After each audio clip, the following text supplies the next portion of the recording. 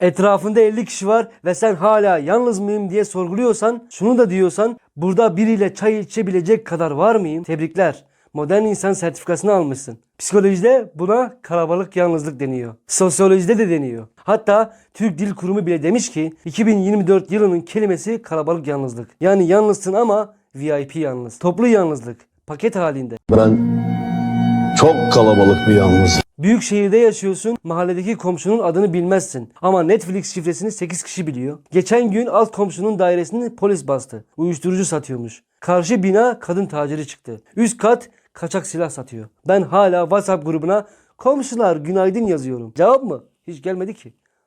Ve üzülerek güven olsa yalnız kalır mıydım diyorsun. Bir gün başına bir şey gelse yardım istemek için ilk kimi ararsın? Ambulans arar. Biliyor musun? Harvard Üniversitesi diyor ki gençlerin %61'i kronik yalnızlık yaşıyor. Yani yalnız kalmıyorsun. Kalabalık yalnızlıkta sıraya giriyorsun. Peki biz ne yapıyoruz? Like atıyoruz, story paylaşıyoruz, kahkaha emojisi koyuyoruz. Ama biri gelip gerçekten iyi misin dese hemen kasılırız. Yok bir şey ya. 1000 kişilik şirkette çalışıyorsun ama dert anlatacak bir kişi yok. Patron desen çalışanlardan soğumuş. Mesaj yazacak olsan tamam deyip çevrim dışı olmuş. Oksitosin yok, dopamin az, serotonin kargoda kaybolmuş. Beyin diyor ki ilişkisi var ama bağlantı yok. Yani Wi-Fi sinyali var ama ruhun offline. Abi bu yalnızlık fiziksel acı gibi.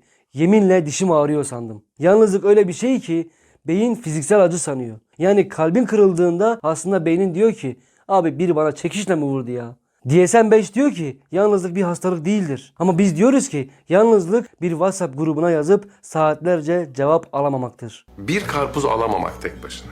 Güldüğünde yanındakine dönüp ya nasıldı komik mi diye soramamak yalnızlık. Paylaşamamak. Tek başına oturmaktır yalnızlık.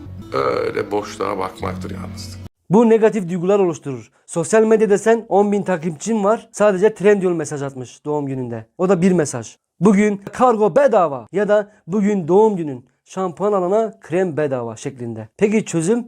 Komşuluk geri gelmeli.